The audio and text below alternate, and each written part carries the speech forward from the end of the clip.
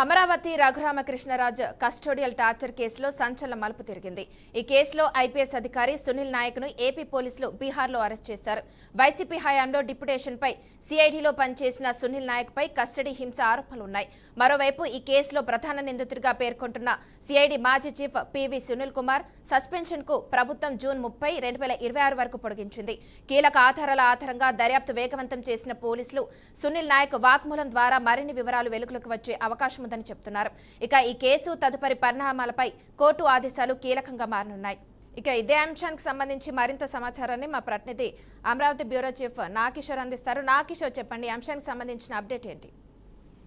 మానస, Raghurama torture కేసులో కొత్త twist అని చెప్పుకోవచ్చు. సునీల్ కుమార్ కు ఉచ్చు బిగిస్తున్న సునీల్ నాయక్ అని కూడా చెప్పుకోవచ్చు. ఎందుకంటే ఈ రోజు సునీల్ నాయక్ ను ఆంధ్రప్రదేశ్ పోలీసులు బీహార్ లో అరెస్ట్ చేశారు.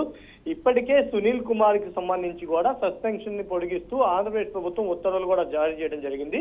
రఘురామరాజు కస్టోడియల్ టార్చర్ కేసు ఇప్పుడు క్లైమాక్స్ కి కూడా చేరుకుందని కూడా చెప్పుకోవచ్చు. అప్పట్లో అధికార గర్వంతో జగన్ కళ్ళల్లో ఆనందాన్ని చూడడానికి చట్టాన్ని చుట్టిన ఐపీఎస్ అధికారులు చుట్టూ ఇప్పుడు న్యాయస్థానం పోలీసుల విచారణ చుట్టూ కూడా ఉచ్చు బిగుస్తుందని కూడా చెప్పుకోవచ్చు.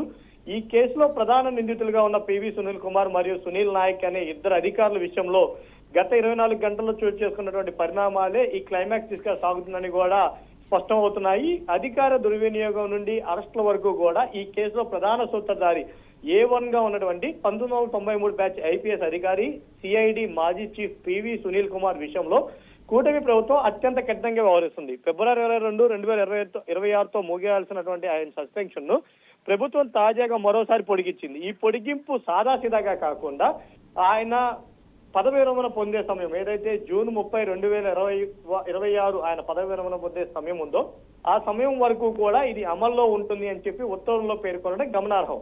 అంటే సుదీర్ఘకాలం పోలీస్ బాస్ గా వెలుగొందినటువంటి సునీల్ కుమార్ చివరకు యూనిఫామ్ లేకుండానే సస్పెన్షన్ నీడలో సర్వీస్ నుండి వైదొలగాల్సినటువంటి పరిస్థితి ఏర్పడింది. సాక్ష్యాధారాలను తారుమారు చేసే అవకాశం ఉందన్న బలమైన కారణంతో ఆయన్ని సర్వీస్ లోకి తీసుకోకూడదని చెప్పి ప్రభుత్వం అయితే నిర్ణయించుకోవడం జరిగింది. మరోవైపు ఈ క్రైమ్ స్టోరీలో క్షేత్రస్థాయిలో హింసకు పాల్పడినట్లు ఆరోపణలు ఎదుర్కొంటున్నటువంటి ఐపీఎస్ అధికారి సునీల్ నాయక్ కథ మరో మలుపు తిరిగింది. బీహార్ క్యాడర్ కి చెందినటువంటి ఈయన ఏపీలో డిప్యూటేషన్ ముగిసిన తర్వాత తిరిగి తన మాతృ రాష్ట్రానికి అయితే వెళ్లిపోయారు. అక్కడ డీఐజీగా బాధ్యత నిర్వహిస్తున్నప్పటికీ కూడా ఏపీ పోలీసులు బీహార్ కి వెళ్లి మరీ ఆయన్ని ఈ రోజు అరెస్ట్ చేయడం అనేది సంచలనం సృష్టించింది. రఘురామరాజు కస్టడీలో ఉంచినప్పుడు ఆయన అరికాళ్లపై రబ్బరి బెల్ట్ తోటి కొట్టడం, శారీరకంగా హింసించడంలో సునీల్ నాయక్ ప్రత్యక్షంగా పాల్గొన్నారని చెప్పి కూడా అప్పుడు రఘురామకృష్ణరాజు ఆరోపించడం జరిగింది. ఇప్పటికే దీని మీద పోలీస్ అధికారులు కూడా సాక్ష్యాధారాలు సేకరించడం జరిగింది. సో ఇవన్నీ కూడా సాక్ష్యాధారాలు సేకరించిన తర్వాత బీహార్ కి వెళ్లి ఆయన ప్రమేయం ఉన్నట్లు నిర్ధారించుకున్న తర్వాత ఈ రోజు బీహార్ లో అతన్ని అయితే అరెస్ట్ చేయడం జరిగింది. అధికారుల ప్రమేయం కేవలం వ్యక్తిగత ద్వేషంతోనే కాకుండా అప్పుడు ప్రభుత్వ పెద్దల ఆదేశాల మేరకు కూడా సాగిందని విచారణలో తేలినట్లుగా కూడా తెలుస్తా ఉంది. మానస, పివి సునీల్ కుమార్ కు కుట్రకు పునాది వేగా సునీల్ నాయక్ ఆ హింసకాండను అమలు చేశారు. ఈ కేసు కార్యాలయంలో సాక్ష్యాలు వీళ్ళిద్దరు మెడకు చుట్టుకుంటున్నాయని చెప్పి కూడా తెలుస్తా ఉంది. సునీల్ నాయక్ అరెస్ట్ తోటి ఈ కేసులో మరిన్ని రహస్యాలు బయటకు వచ్చే అవకాశం ఉంది. ఇన్నాళ్ళు చట్టం చేతుల్లో ఉందని భావించిన అధికారులకి ఇప్పుడు అదే చట్టం తన ప్రతాపాన్ని చూపిస్తుందని చెప్పడంలో ఎటువంటి అతిశయోక్తి లేదు.